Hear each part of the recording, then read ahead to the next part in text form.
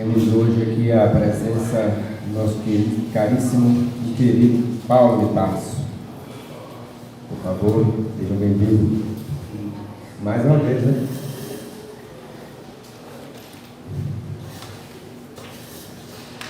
O nosso trabalho na casa, todo sábado, às 16 horas, nós temos a palestra.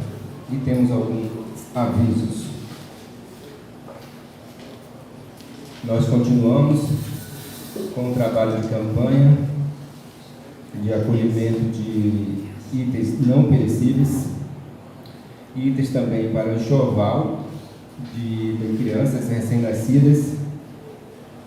Esta casa oferta enxoval de bebê às mães que são acolhidas aqui.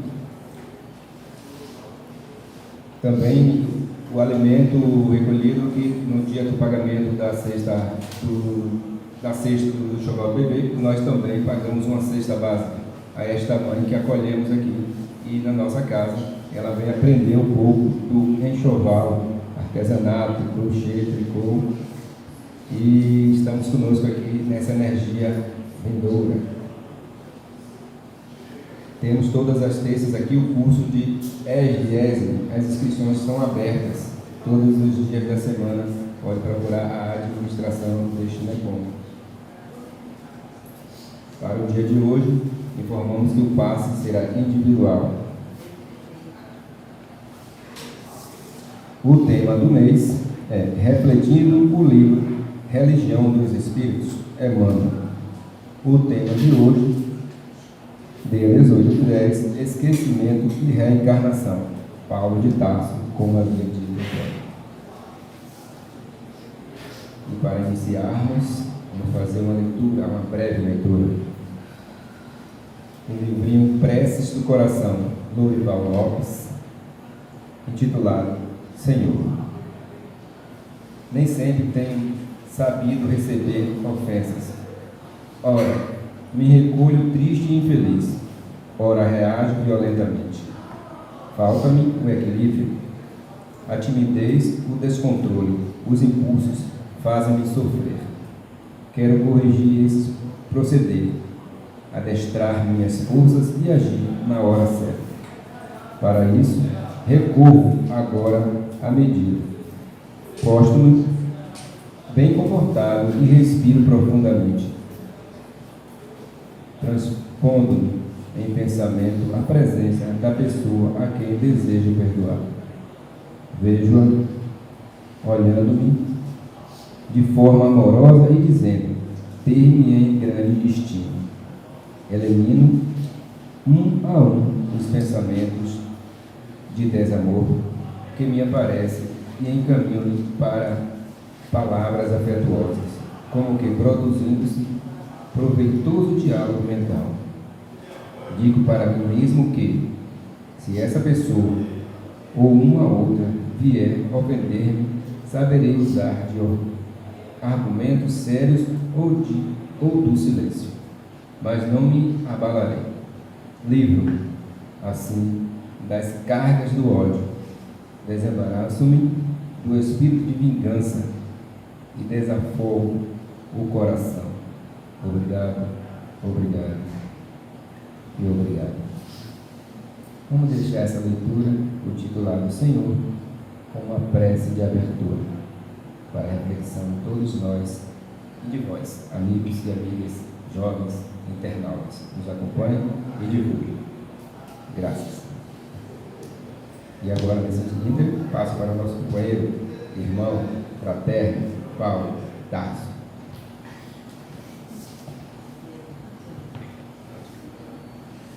Meus irmãos, boa tarde, muita paz. Queria saudar os nossos irmãos da internet que estão conosco nesse instante, a todos, queridos amigos, que a paz do nosso querido Mestre esteja em nossos corações, que a espiritualidade boa, amiga, que nos ajuda na divulgação da doutrina espírita esteja conosco, nos trazendo paz e luz no coração. Vocês estão bem?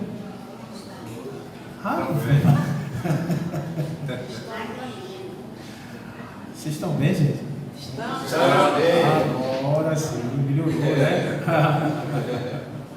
Melhorou. Gente, o tema da nossa conversa de hoje está no capítulo Esquecimento e Reencarnação do livro Religião dos Espíritos, que é um conjunto de reflexões nas reuniões que aconteciam em Uberaba e que Chico tinha com a oportunidade desse encontro com Emmanuel de fazer algumas digressões sobre os temas que eram colocados, sobretudo do viés religioso trazido em Livro dos Espíritos.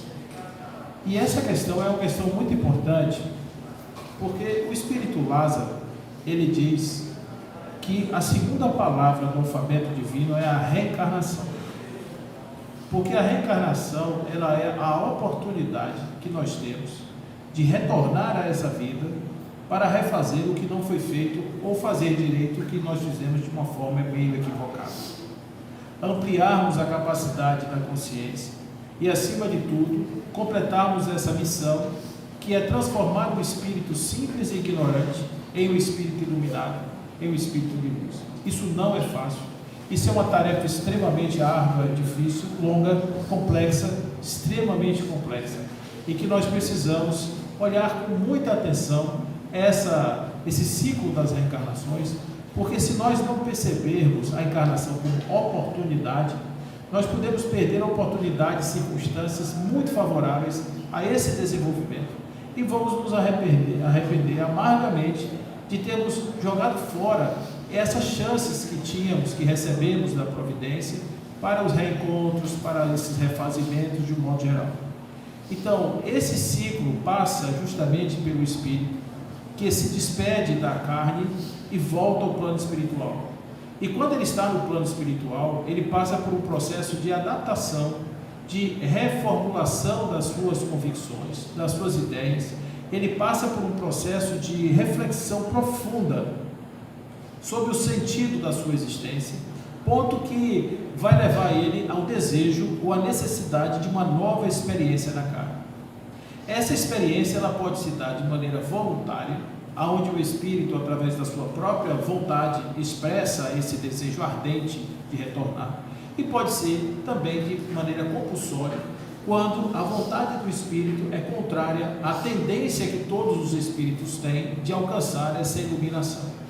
Então, de maneira nenhuma nós podemos parar a lei do progresso.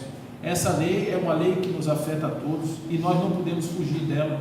Portanto, de um jeito ou de outro, nós somos convidados a voltar à carne para passar por essa experiência.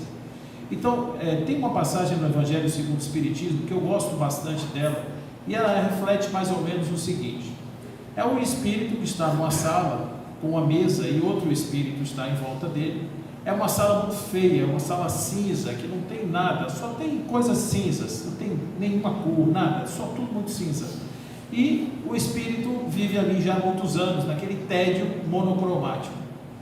Em um determinado momento, esse espírito que o acompanha, uma espécie de guarda, ele se levanta, vai, abre uma porta e mostra para o espírito uma dimensão que ele não conhecia. E ele diz assim: nossa, o que é isso que você está me mostrando? Cores, aromas, tudo muito divertido.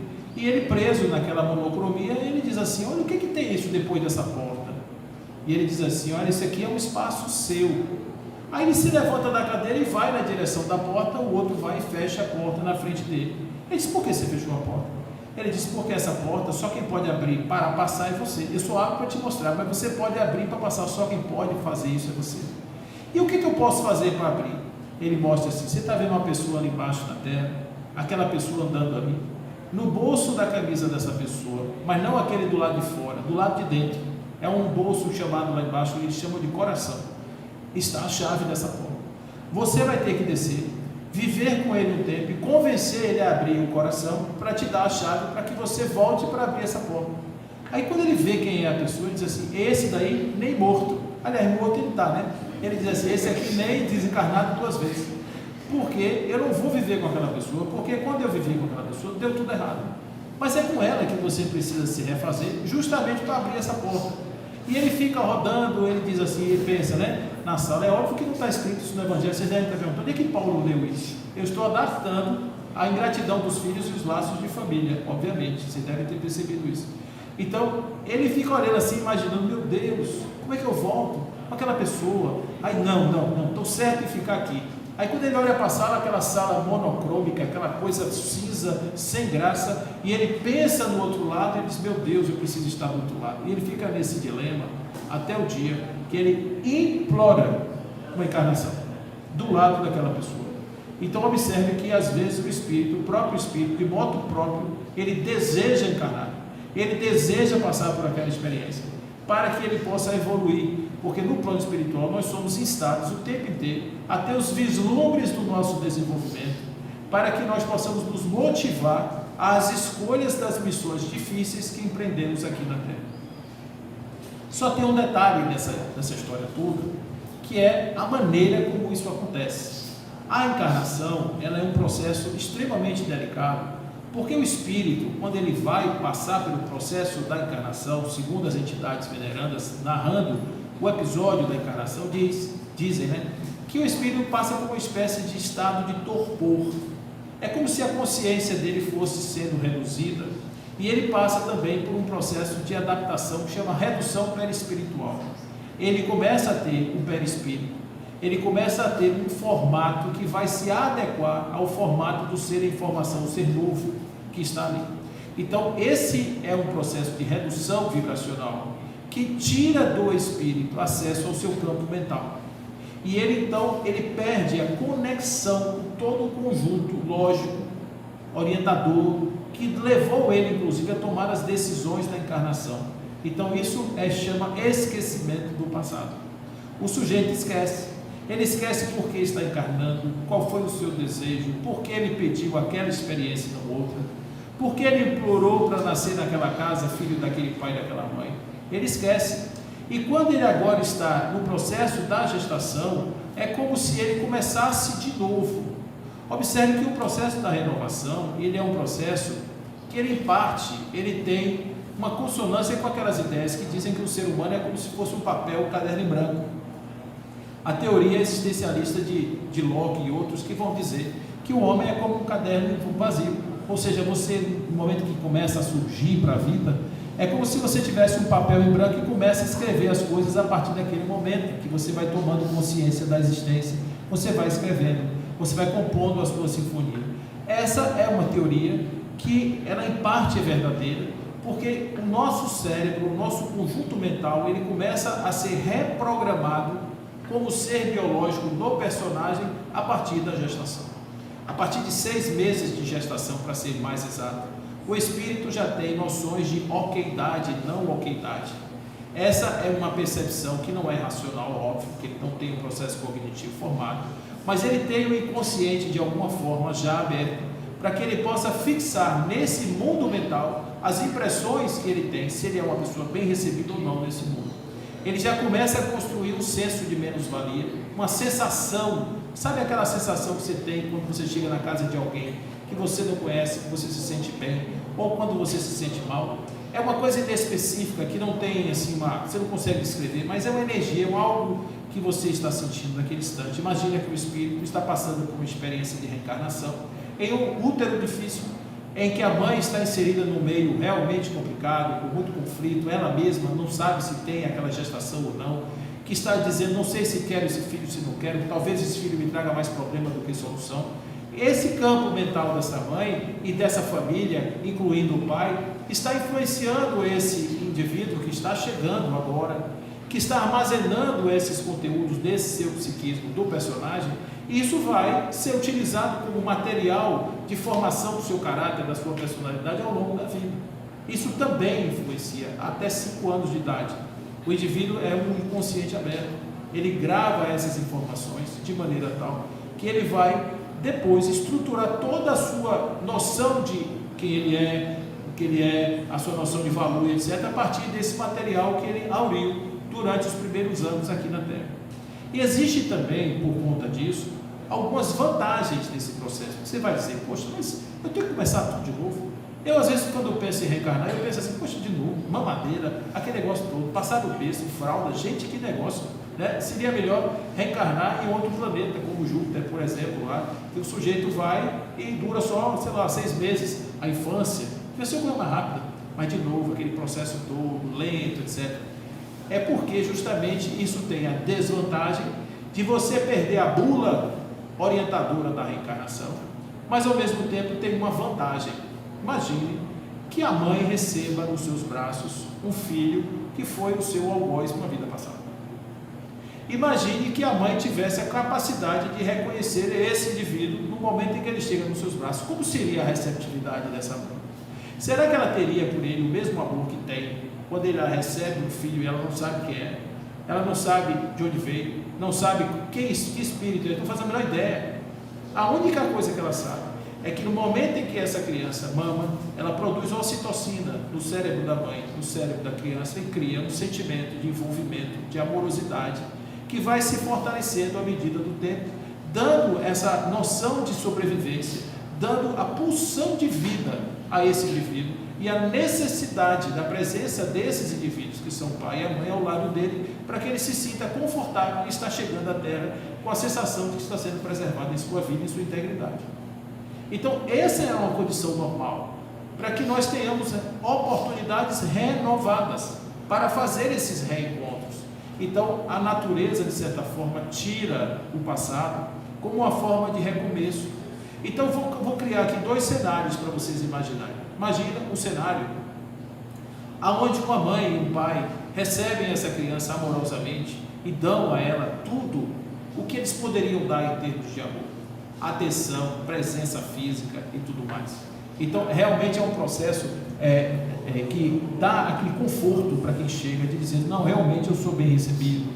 Passou por aquele processo de gestação que a mãe faz todos os caprichos do neném, bota a musiquinha, etc. Faz todo aquele processo, né, de harmonização. E aí, o indivíduo, ele passou por essa fase, criou uma relação com seus pais de muito amor, muito amor.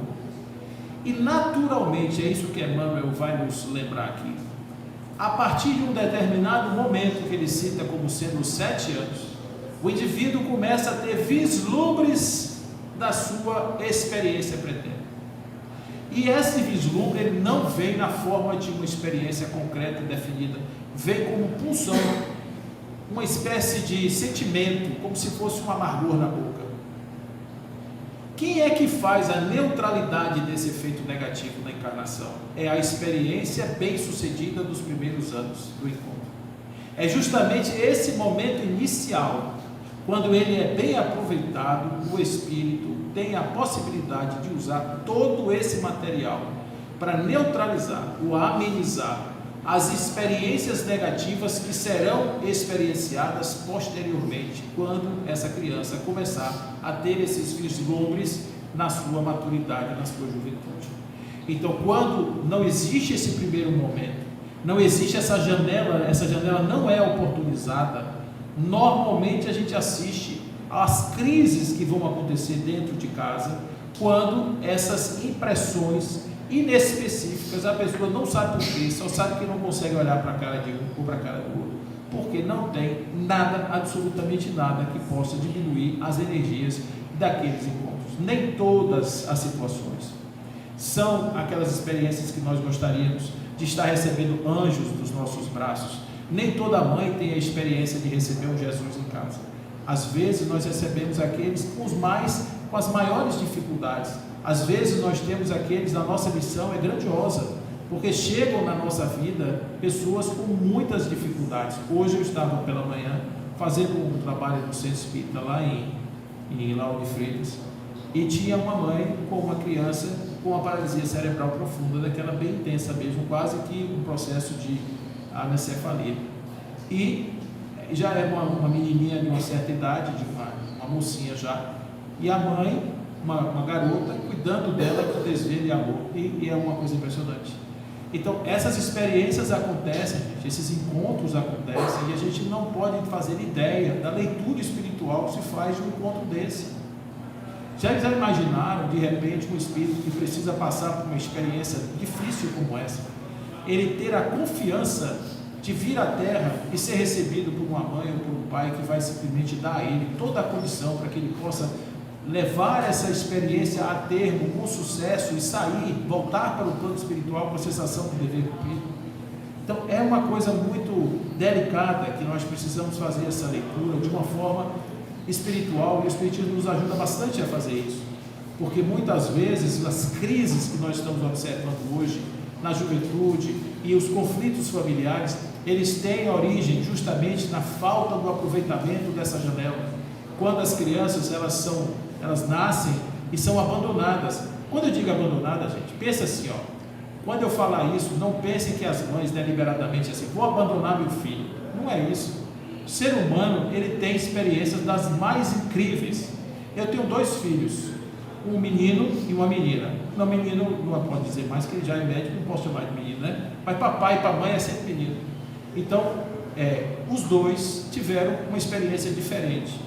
Quando o João nasceu, a gente tinha tanta preocupação com o negócio de não botar João em creche e não faltar nada para João. Sabe aquela coisa de pai de primeira viagem? E aí tivemos uma ideia. Minha sogra, ela não trabalhava, ela já estava aposentada, e a gente teve a ideia seguinte: olha, quando Carla for trabalhar, a gente deixa João na casa da sogra, e quando ela terminar o expediente, a gente passa lá e pega João e leva para casa. Ele passa o dia com a avó, que é uma pessoa que ama João muito, mas muito mesmo. Muito bem.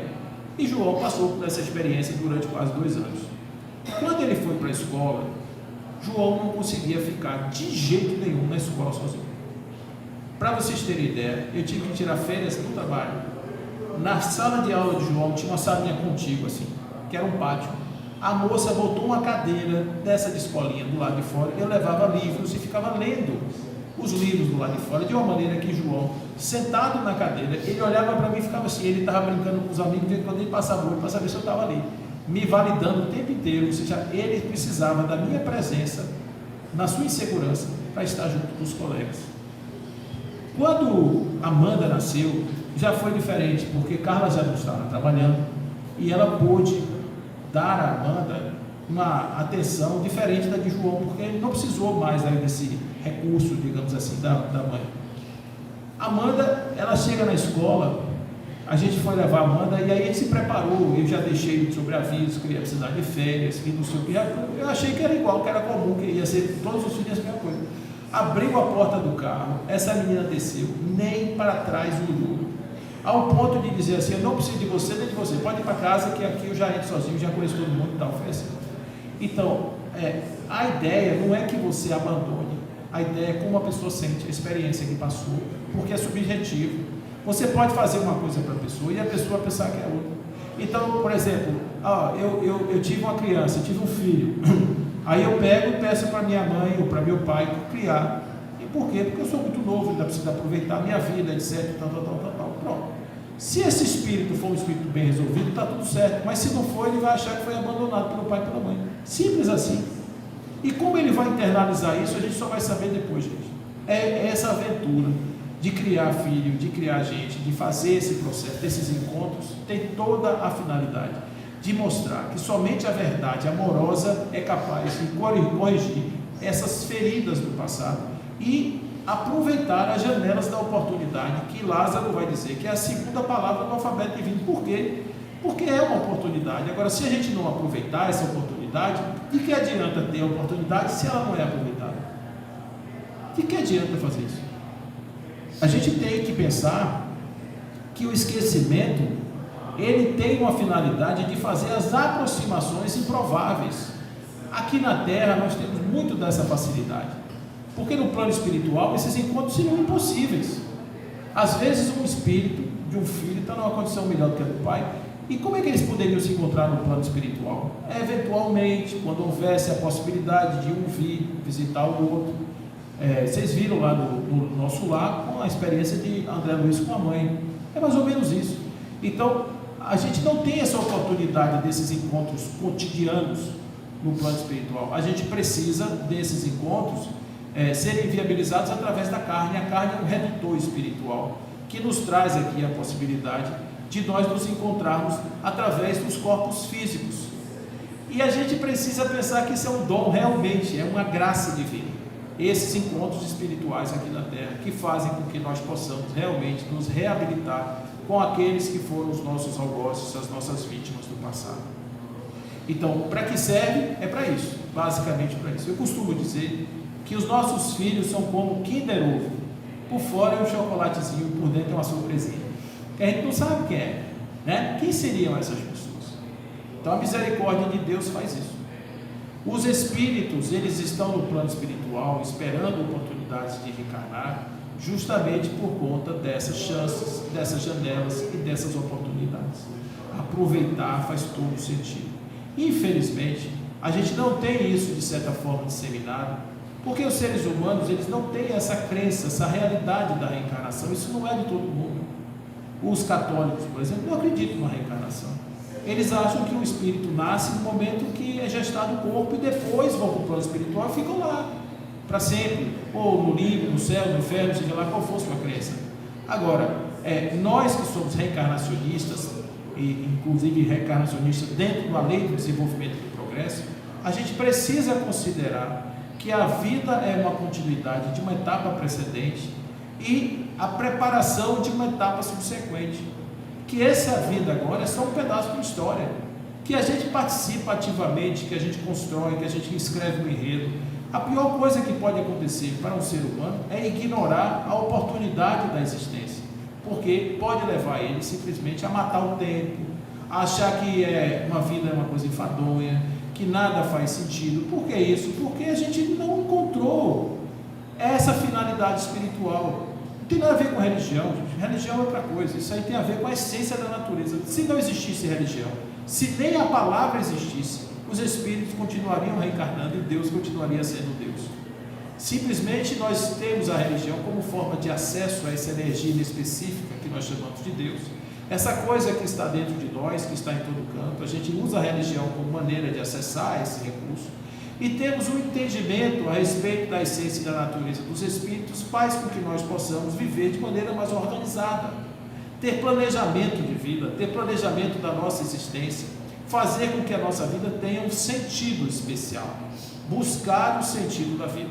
Agora, exatamente agora, eu saí aí com o André Luiz para vir para cá, e lá há um grupo de terceira idade, de pessoas que estão sendo trabalhadas ou trabalhando em busca de sentido. Porque o que acontece é que na vida cotidiana a gente é levado a trabalhar, a gente não se dá conta que a gente envelhece, que a gente vai chegar uma hora que a gente não vai ter mais as atividades que a gente tem, nem força para fazer tem. Então a gente vai perdendo as forças, vai perdendo, o corpo vai envelhecendo, aquilo que era a graça vai virando um outro tipo de graça. Então a gente vai tendo uma mudança em tudo, em todos os aspectos da nossa vida. Muitas pessoas não se preparam para isso e são colhidas pela inexorável situação do tempo que apresenta essa circunstância e leva as pessoas à depressão, porque a pessoa acha agora, porque não está trabalhando, porque não tem mais o vigor físico, porque não tem mais a beleza, porque não desperta mais interesse, a pessoa acha que a vida acabou, aí perde o sentido da vida. Então observe que isso é uma coisa que nós precisamos também trabalhar, porque, por exemplo, dentro do movimento espírita foi criado o grupo Arte de Envelhecer. Por que foi criado esse grupo? Porque os espíritas estão envelhecendo, nós estamos envelhecendo. E observe que esse envelhecimento, ele tem que vir acompanhado de uma consciência do que é envelhecer, do que é passar, do que é inclusive morrer. Aí, uma história que me contaram semana passada, um amigo, ele tem 74 anos, ele falou assim: estou fazendo vestibular para medicina. Aí o outro pergunta para ele: meu irmão, tu quer fazer medicina com 74 anos de idade? Que urubuído, pensa só, gente, o que esse cara está desejando? Porque assim, você não vai receber nem o diploma, você vai morrer antes. O que você quer fazer medicina? 6 anos, mais 2 de residência, 80 anos, né? Quando o cara chega com 80 anos, ele não quer mais estudar nada. Aí, resultado, ele disse: olha, é o seguinte, eu quero ser médico na próxima encarnação. Então eu já estou estudando agora, porque eu me formo, seja lá como for, eu vou aprendendo já alguma coisa, vou para o plano espiritual, me especializo mais. Quando eu voltar, eu já sei que eu vou ser médico, eu aí já entro na faculdade, já faço tudo, e já estou adiantando o meu lado, não vou ficar aqui gastando tempo, eu já aproveito o tempo, já que eu tenho, eu aproveito. Isso é noção de imortalidade, de continuidade, é a percepção clara de que nós somos passageiros, de que essa vida faz parte de uma grande história que nós estamos escrevendo todos os dias. Aí fica legal. a gente compreender por que a gente chega, por que a gente passa, e o que é um personagem na nossa vida. Esse personagem que nós estamos vivendo hoje, ele não representa a nossa totalidade, é só uma instância do que somos. É o que nós conseguimos amealhar dessa vida e o que conseguimos ajuntar do ponto de vista de autorreferência para nos representar no mundo, da sociedade, no mundo geral. Então, isso é o que faz eu dizer assim, eu sou eu, mas esse eu é o que mesmo? Do ponto de vista específico. Porque se eu pegar o espírito que eu sou, esse espírito que eu sou não é homem, nem mulher, nem nada. Ele já foi tudo. Ele já foi chinês, brasileiro, americano, africano, já jogou bola, não jogou, ele já fez, não fez. Então ele está aqui, um condomínio de possibilidades que está aqui. Agora, nesse momento, o meu foco é esse. Então, como o meu foco é esse, o meu foco temático é esse, a minha experiência temática é essa, porque tem uma dimensão do meu aprender, do meu saber, que está ligada a essa experiência do personagem que eu estou vivendo agora. E por esse motivo eu preciso realmente concentrar nessa experiência, para poder fazer com que a minha vida seja o mais possível proveitosa diante dessas possibilidades. Né? Então é isso que a gente consegue entender como sendo a bênção da reencarnação e a finalidade da gente esquecer o que a gente chega aqui. Porque se a gente não esquecesse, óbvio, seria muito mais tranquilo do ponto de vista da continuidade dos saberes. Eu sou médico nessa vida, quando eu encarnar de novo, eu já sou uma criança, a criança já sai por aí dando aula. Vocês já viram um menino que tem na internet, ele tem 4, 5 anos de idade que fica falando de medicina? Aquilo ali é uma coisa espetacular. Porque tudo bem que ele é superdotado, mas, gente, aquilo ali é um espírito velho, que o português do menino é perfeito, né? Ele é já um espírito vivido, não digo velho, é um espírito vivido. É um espírito que já passou por muita experiência e traz de forma assim incrível aquele conjunto de coisas, aquele cérebro tão pequenininho, porque a gente sabe que naquela idade o cérebro ainda não tem toda a capacidade. O cérebro humano leva 21 anos para se desenvolver. Então, naquela idade, aquele cérebro já produz aquela quantidade de conhecimento e de articulação de saberes, porque aquilo envolve também conexões neurais. É uma coisa impressionante, realmente impressionante. Aí, quantas e quantas situações seriam poupadas se a gente não tivesse que começar de novo, babá, bebê, que seria realmente talvez mais simples. Mas, por outro lado, gente, pense assim, se você lembrasse do que a gente fez, né? Se eu lembrasse do que eu fiz em outra vida, será que eu estaria aqui agora com vocês? Eu estaria em casa escondido embaixo da cama com vergonha, certamente, se minha consciência assim permitisse, porque eu ia ficar lembrando, meu Deus, como é que eu posso encarar aquelas pessoas para falar de paz, de amor, tendo sido eu que eu fui em outra vida? O que eu sei, de um modo geral, é que boa coisa eu não fui. Isso eu sei. Por que eu sei? Porque às vezes, de vez em quando, eu dou umas tropeçadas no passeio e eu sei que essas tropeçadas são os meus resquícios atávicos de um passado delituoso. Isso eu sei. Agora, isso não me impede de dizer, inespecificamente, como eu não consigo dominar essa ciência do passado, eu posso, nesse momento agora, dizer assim, olha, talvez eu tenha sido isso mesmo, eu só sei que hoje eu não tenho mais vontade de prejudicar ninguém, eu não tenho mais vontade de fazer nada, então que esse meu passado não me atrapalhe, simplesmente eu estou agora aprendendo com ele, né? Se topei, se caí, se levantei, enfim, não importa, o que importa é que hoje, agora, nesse exato minuto, eu tenho uma noção clara sobre o que eu sou, eu tenho uma noção clara sobre o que eu quero, eu tenho uma noção clara do que eu preciso fazer, e isso para mim me basta. A busca por sentido na vida passa pela ideia do que eu vou fazer entre o nascer e o morrer. É isso que Emmanuel também nos lembra. Existe um espaço entre o nascer e o morrer que a gente chama de vida, e que essa é um intervalo de oportunidade. Quando o Viktor Frankl estava no campo de concentração, ele estava passando por uma experiência extremamente complexa, e que quem olha o livro dele, Em Busca do Sentido, e outras experiências que ele traz na sua literatura, pode pensar assim, mas ele era médico, ele era uma pessoa que tinha um discernimento, e quando ele estava dentro do campo de Auschwitz, ele simplesmente pôde usar os seus conhecimentos para poder sair dali com vida. Gente, eu vou fazer um exercício assim mental com vocês, de regressão a 1943. 1943, a guerra não tinha nenhuma ideia de que ia acabar. Ao contrário, a Alemanha estava pisando no acelerador, estava todo mundo ali em muita crise, a Inglaterra estava enfraquecida, os aliados estavam começando a se movimentar para entrar na guerra, e não havia nenhuma ideia de que haveria um fim naquele suplício das pessoas no campo de concentração. A pessoa está no campo de concentração sem perspectiva se aquilo ia durar 2 anos, ou 10, ou a vida toda. Ou ele seria morto na próxima esquina, pelo tifo, por algum soldado louco, ou por alguma experiência mais assim, prática dos psicopatas que tomavam conta daqueles campos de concentração. Ele tinha 2 opções: ou ele sucumbia ao vitimismo, que ele chamava de desistite, que era a ideia de você desistir de viver, ou ele simplesmente assumia uma postura diferente diante da vida. Foi o que ele fez.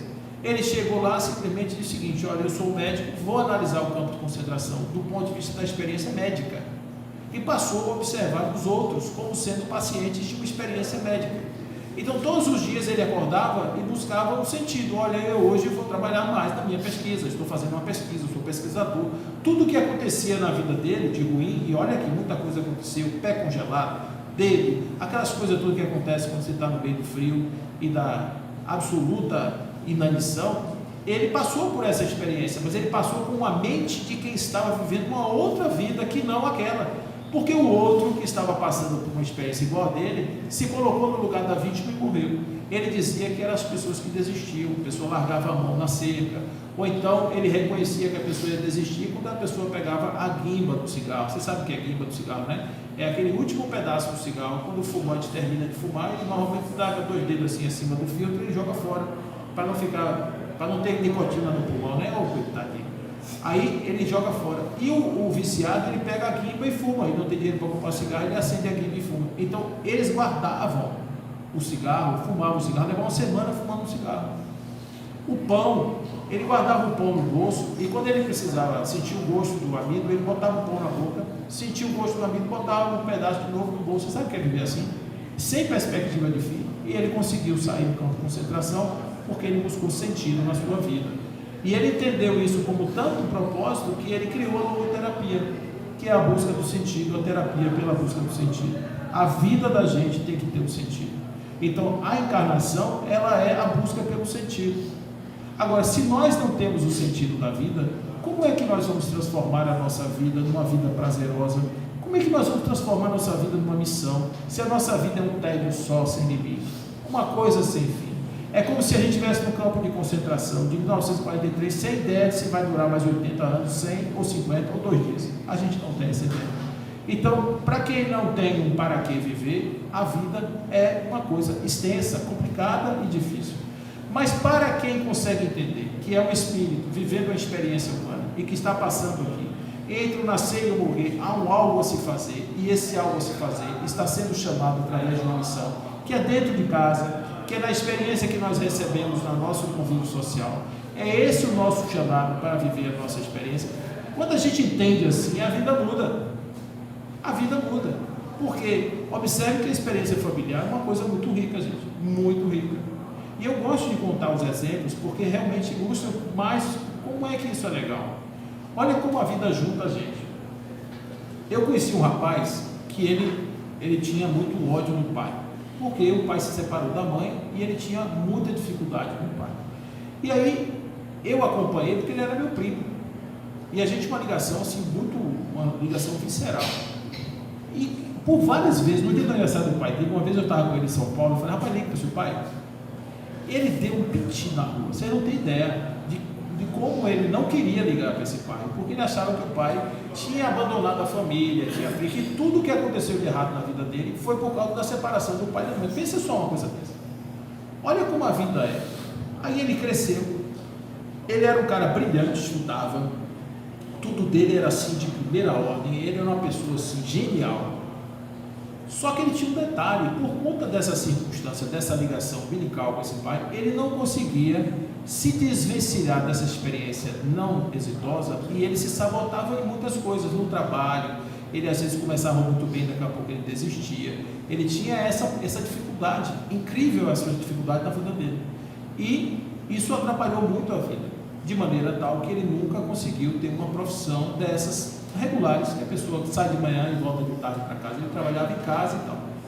Aí o pai dele começou a apresentar um sintoma de Parkinson, uma coisa muito avançada, que tirou o pai da pista, como se diz. O pai não tinha mais condição nem de trabalhar, vivia dentro de casa. E o único filho disponível para cuidar desse pai, quem era? Ele. E ele começou a cuidar desse pai.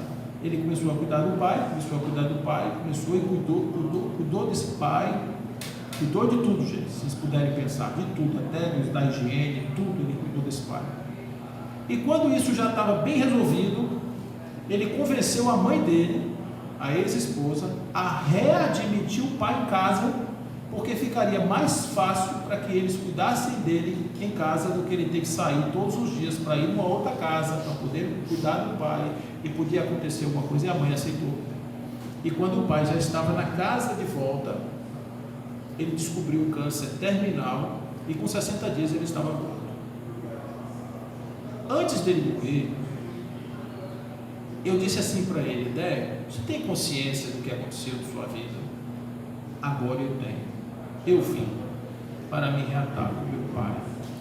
Eu vim para dizer a meu pai que eu era capaz de amá-lo apesar de tudo. Eu vim para que a minha vida inteira fosse dedicada a ele. E o meu fracasso na minha vida todo foi porque eu precisava ter tempo e disponibilidade para que no final da minha vida e no final da vida dele eu pudesse provar o quanto eu era capaz de fazer por ele. Entende um negócio desse? Isso faz a vida mudar totalmente de sentido, porque ele tinha a opção de não fazer isso, ele tinha a opção de viver a vida dele, ele tinha a opção de dizer não, mas ele não fez. Olha como a vida foi criando as circunstâncias. Eu conheci um outro rapaz em relação a essas experiências familiares, porque essa foi uma área de especialização minha. Se eu contasse para vocês as histórias que me contava, vocês iam ficar assim, interessados em saber por que família é uma coisa tão complexa. E ele dizia assim: eu odiava o meu pai, porque meu pai bebia, e quando ele chegava em casa atirando no telhado da casa. Eu, minha mãe e meus irmãos nos escondíamos embaixo da mesa, enquanto meu pai estava fazendo essa aventura dentro de casa.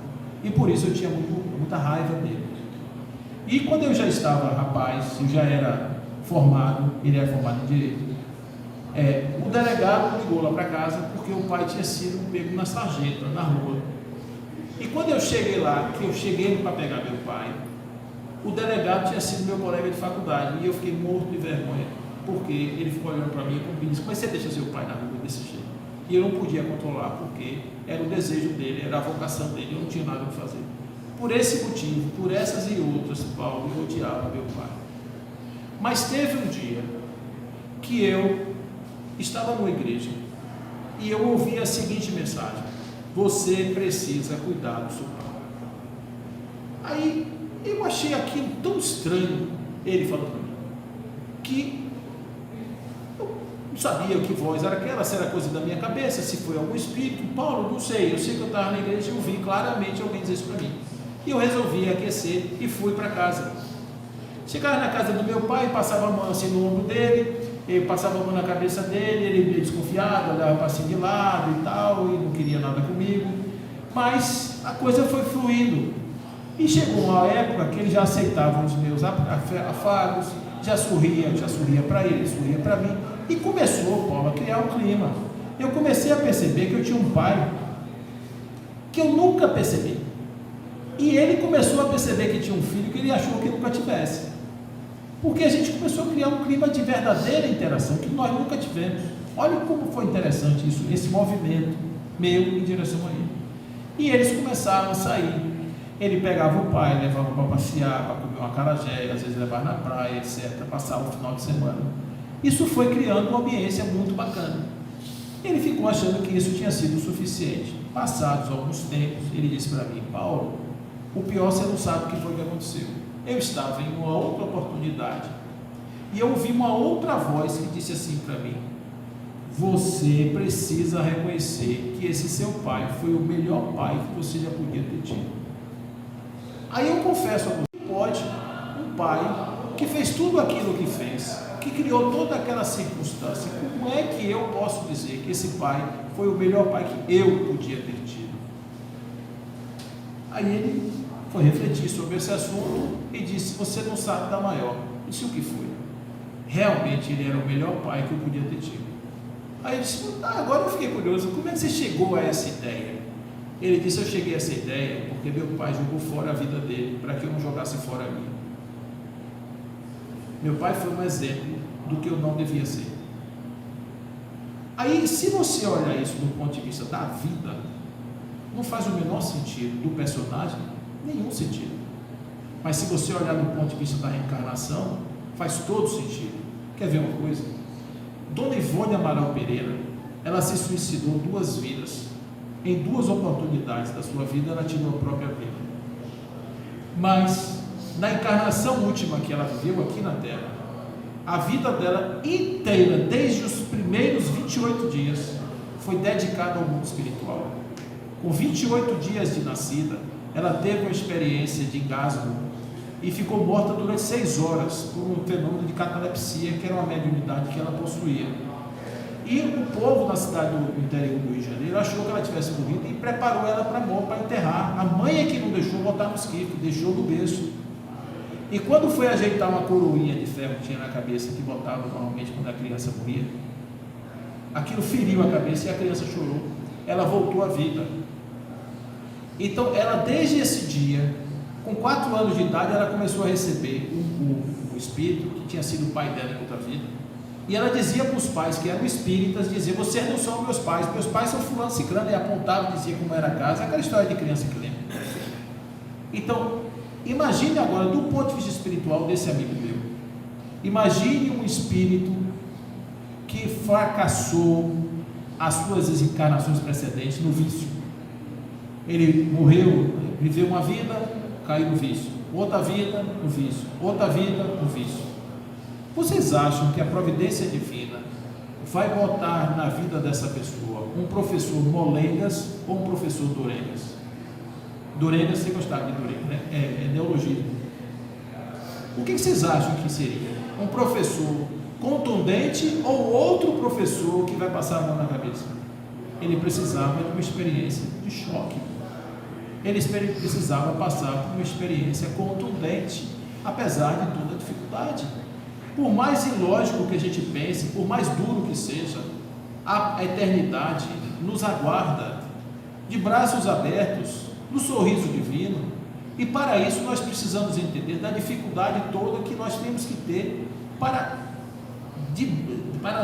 superar as dificuldades imensas que estão aqui dentro. Vocês imaginam a história do carvão? O carvão está ali na terra e alguém vira para o carvão e diz assim, carvão, você gostaria de ser o quê? Eu gostaria de ser um diamante lindo para estar na coroa das princesas. Você gostaria de ser um diamante? Vou realizar seu desejo. Aí pega o carvão, joga lá no centro da terra e bota uma pressão no pó do carvão, que ele se vê obrigado a mudar toda a composição atômica dele, de maneira tal que aquilo que era carvão vai se transformando no mineral mais duro de toda a terra, mais precioso e duro de toda a terra. E no momento em que esse mineral está duro, alguém diz assim, e agora, diamante? Não me sinto brilhar, espera aí que nós vamos providenciar para você. Aí bota um garimpeiro que vai lá, tira na picareta do chão, aí leva, e quando tira da terra diz para ele, e agora, o que é que você gostaria? Eu gostaria de brilhar como brilham as mais finas joias. Aí bota na mão lá do artesão, lá do joalheiro, que vai pegar o buril, e vai pegar o lapidador, e vai arrancar pedaço, e vai fazer tudo para virar um diamante. E a gente quer virar espírito de luz sem passar pelas experiências duras da existência. Por isso que a gente precisa entender que a encarnação é um presente de Deus que nos aguarda a todos e que quer que nós tenhamos a possibilidade de revelar essa grandeza e essa beleza da nossa alma. Porque no fundo, a pergunta que é feita a todo espírito é: o que você gostaria de ser? Eu gostaria de ser luz. Você gostaria de ser luz? Então eu vou te matricular na Terra, que a Terra é o lugar dos despertamentos, a Terra é o lugar dos encontros e dos desencontros. Eu vou fazer com que você simplesmente, nessa sua experiência da Terra, você passe pelo cadinho da dor, da dificuldade, para que a sua consciência possa, a partir dos antagonismos, compreender as diferenças que existem entre uma coisa e outra, de maneira tal que você possa olhar para você mesmo e encontrar nas fronteiras muito longas do eu, você encontrar as grandezas divinas que existem em sua alma. É para isso que você vai encarnar muitas vezes. E aí o Espírito de verdade diz assim: bebei na fonte viva do amor e preparai os cativos da vida, para vos lançar no colo daquele que vos fez frágeis, e que quer supereis ou modeleis a vossa maleável argila, a fim de seres artífices da vossa própria imortalidade. É isso que nós precisamos fazer. Compreender que a vida é um estágio de aperfeiçoamento, e que tudo aquilo que nos acontece, como dizia o nosso querido André Luiz Peixinho, é justo, é merecido, é necessário. Tudo, absolutamente tudo que nós passamos faz parte de uma grande história, de um grande enredo, que tem como pano de fundo a bondade de Deus e a sua beleza infinita, o seu amor incomensurável. Nós precisamos confiar na grandeza de Deus, porque se Deus é a causa de tudo, se Deus criou o universo e o universo é perfeito, a minha vida e a sua também devem ser. As nossas vidas são perfeitas do jeito que elas são e não do jeito que a gente gostaria que fosse. É por isso que o homem que era um fiel estava dentro de um rio, e o rio caudaloso quase que o matava. Ele estava completamente se afogando, quase. Ele lembrou que ele era um homem fiel e começou a fazer as suas orações, dizendo assim: Senhor, dá-me um barco, mas um barco daquele de 2 andares. Mande um barco que tenha uma cozinha, que tenha um cozinheiro, que cozinhe bem uma sopa, uma canja de galinha. Como eu gostaria de tomar uma canja de galinha agora, Senhor, porque esse rio está muito frio, e eu tenho certeza que uma canja de galinha me aplacaria o sentido da morte que eu estou sentindo nesse instante. Sim, também, traga para mim cobertores, porque esse frio está muito grande, e quando eu sair do rio, eu quero ir lá para cima do navio e ficar enrolado nos cobertores, tomando a minha canja de galinha, tranquilamente, Senhor. Manda logo esse barco, que eu já não aguento mais. Quando ele estava fazendo essa oração, veio um touro de madeira, um tronco, gente, uma coisa imensa, numa velocidade estonteante, e ele precisou mergulhar, senão o tronco arrancava a cabeça dele. Aí ele mergulhou. Quando ele sai do outro lado, Senhor, o Senhor não está ouvindo o que eu estou dizendo? Eu estou pedindo um barco, eu estou pedindo uma canja de galinha com cobertores, e é isso que o Senhor me manda, um tronco de madeira. Olha, Senhor, o Senhor está lembrado de mim? Sou eu. Aí eu olhava assim para cima: sou eu, aquele fiel que vai na igreja todo o tempo e tal, que peço todos os dias, me ajoelho pelo Senhor. Quando ele estava fazendo essa oração, aí veio um galho cheio de ponta, que, gente, olha, dava tranquilamente 1000 possibilidades ali para ele, só que ele teve que mergulhar de novo, porque ele achou que ia furar os olhos dele, porque veio tão perto que ele achou que ia furar os olhos. Aí mergulhou. Quando ele levantou do outro lado, disse: Senhor, não estou entendendo nada, o Senhor está me abandonando. E veio uma porta. A porta veio com mais velocidade do que o tronco. Ele mergulhou e não conseguiu voltar mais, morreu. Aí quando ele chegou no plano espiritual, lá no céu, no plano espiritual que ele foi procurar um departamento de defesa do consumidor, um departamento de reclamação, o SAC espiritual. Aí foi lá e tal, entrou no SAC, zangadíssimo, né? Quando a gente está cheio de razão, a gente entra nesses lugares assim, cheio de razão. Chego lá, está uma mocinha no computador de vidro. Aí ela chegou e falou assim: eu quero fazer uma reclamação. Só um minuto, o seu nome é fulano e tal.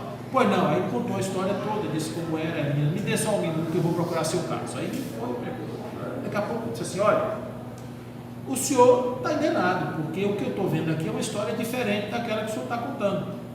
Como assim? Pois é, olha, o senhor pediu um barco com 2 andares, com cozinheiro, com canja de galinha, com cobertor, só que esse barco não tinha nas proximidades. Para um barco desse chegar até aquele lugar, ia levar 2 dias, o senhor não ia aguentar, ia morrer. Então, como os espíritos queriam te ajudar, o que temos por perto? Temos um tronco, então mande o tronco. O senhor não quis ouvir o tronco, a gente entendeu que o senhor não tinha percebido a mensagem. Aí mandamos imediatamente o galho, porque talvez o galho fosse mais fácil do senhor segurar.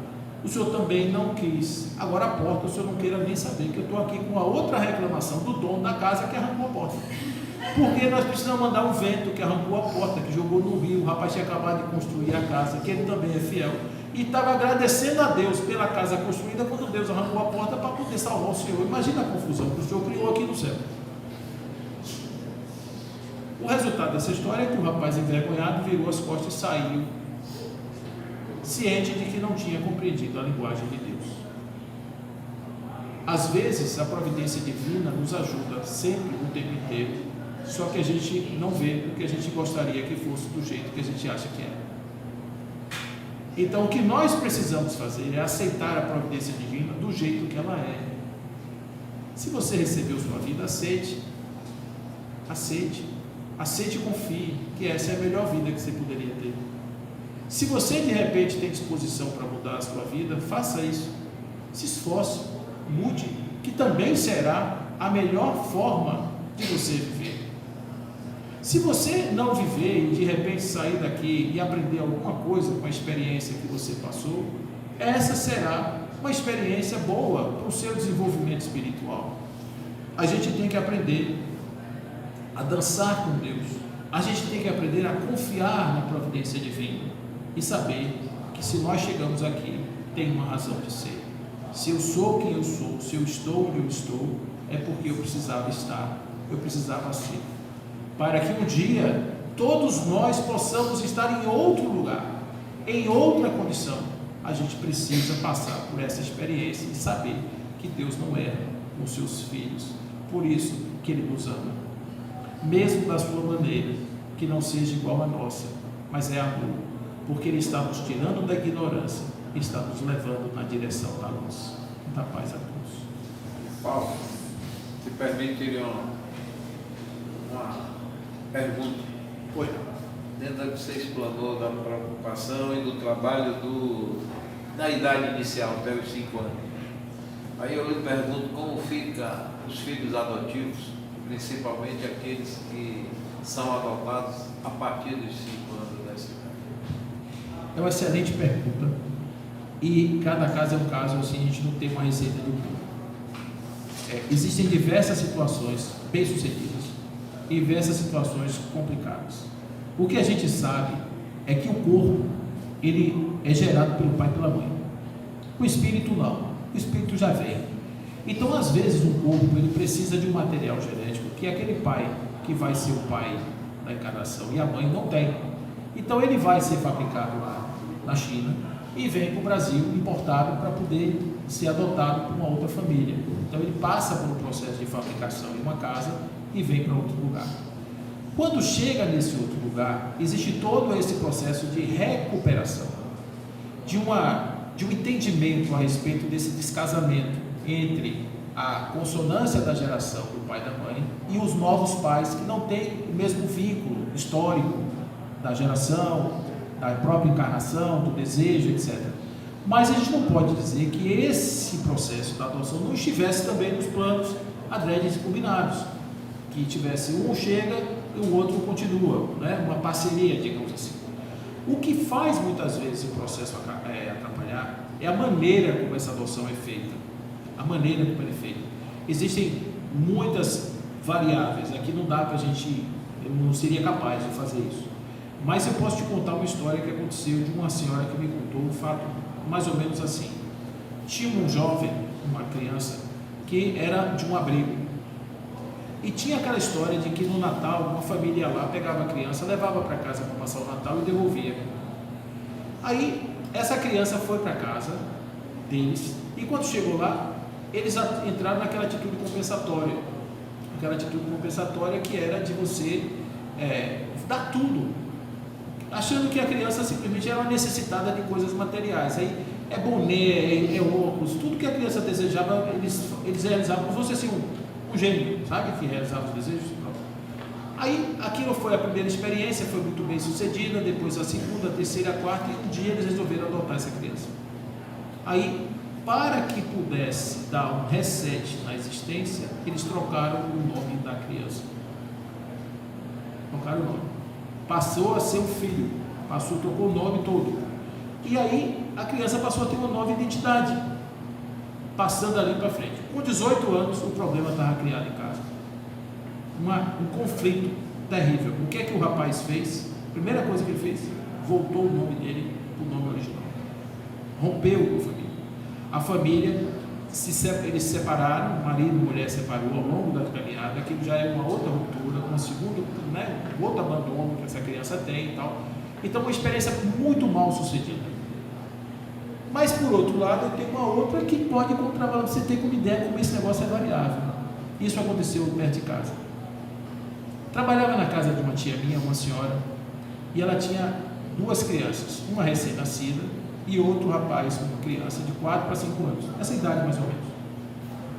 E Nesse dia especial, esse menino foi para a casa da minha tia porque a mãe foi presa. E por que foi presa? Porque o amante dela matou a criança mais nova, espancou e matou o recém-nascido. Então os dois foram presos. Quando essa criança chegou na casa do meu tio, ele tinha as mãos queimadas, porque esse rapaz, ele era um psicopata. A criança com fome pedia comida, ele pegava a mão da criança, chegava na panela quente, encostava a mão. Ele chegou com a clavícula quebrada, com o osso acima, ele chegou destruído. Ele teve uma atitude, essa criança teve uma atitude, que foi uma atitude assim, incrível. Todas as pessoas de uma certa idade que ele encontrava pela frente, ele chamava de pai.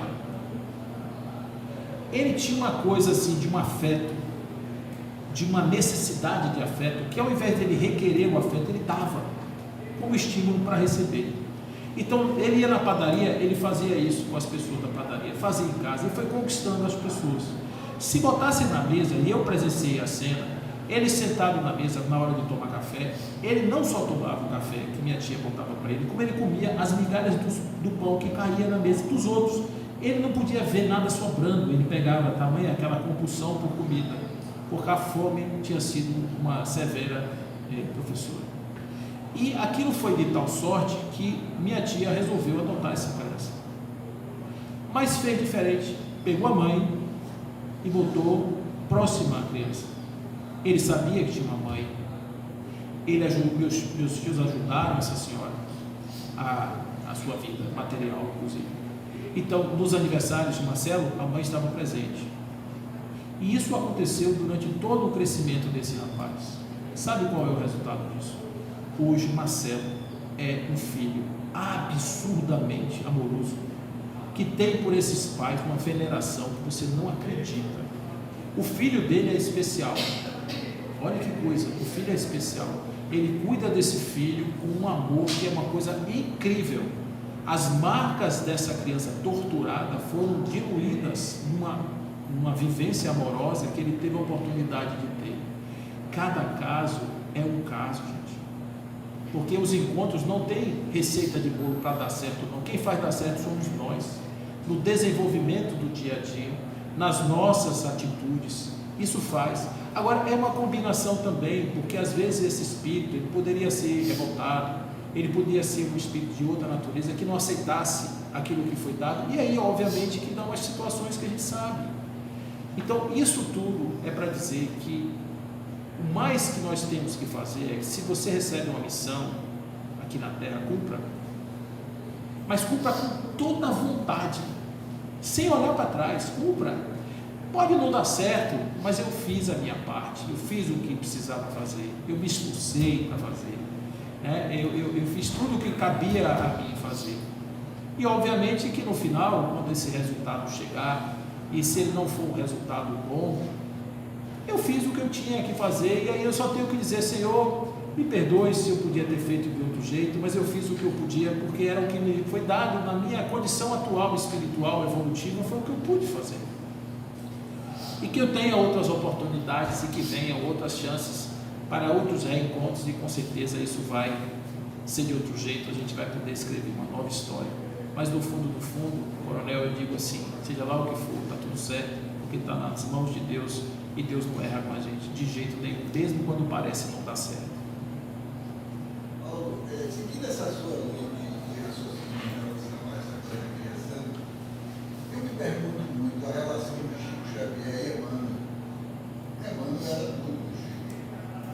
Como a gente poderia trazer isso, fazendo esse link, com esse papel de condução que Emmanuel tinha em relação a Chico, uma figura doce? O caso que você está trazendo é um caso até mais grave um pouco, porque Chico foi torturado quando era pequeno. E Chico tinha uma amorosidade inesperada, porque ele recebeu, ele foi furado de garfo, ele lambeu ferida de menino, né? Ele foi humilhado várias vezes, abandonado muitas. Então ele era um menino que tinha as dificuldades todas.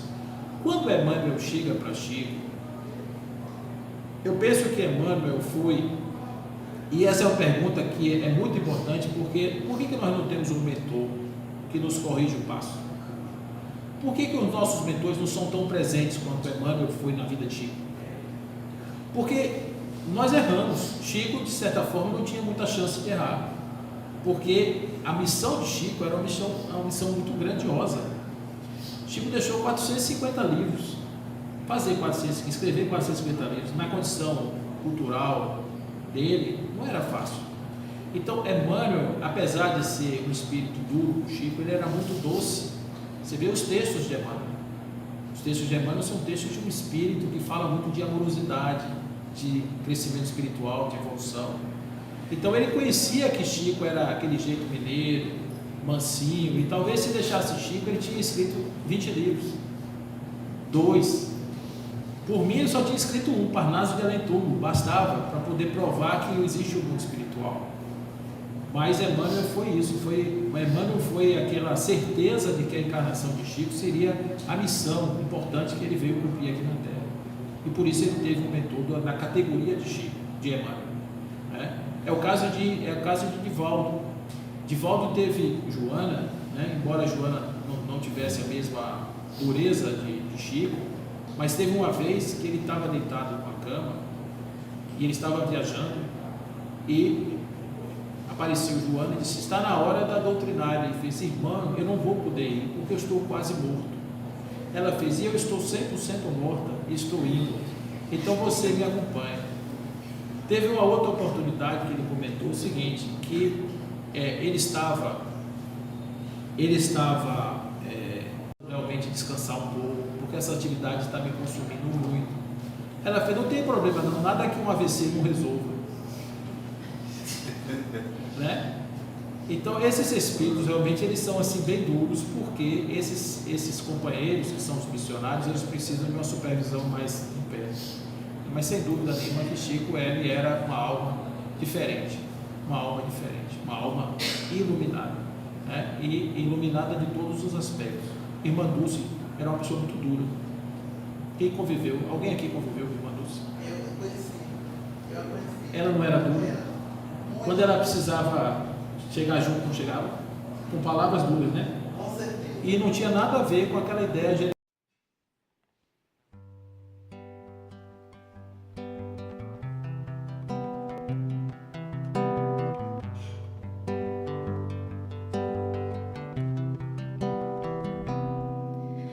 Venho dizer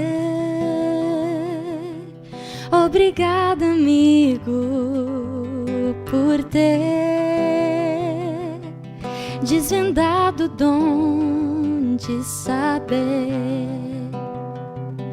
de onde vim, porque estou aqui, para onde vou, como ser feliz, como encontrar Jesus.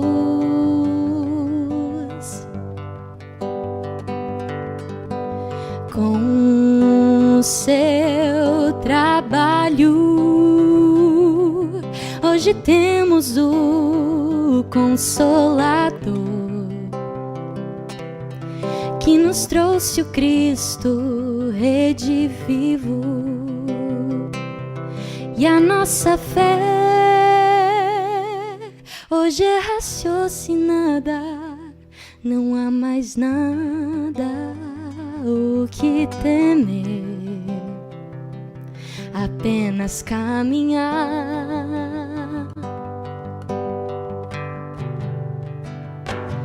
E a sua luz vai brilhar na terra, porque a verdade encerra. E assim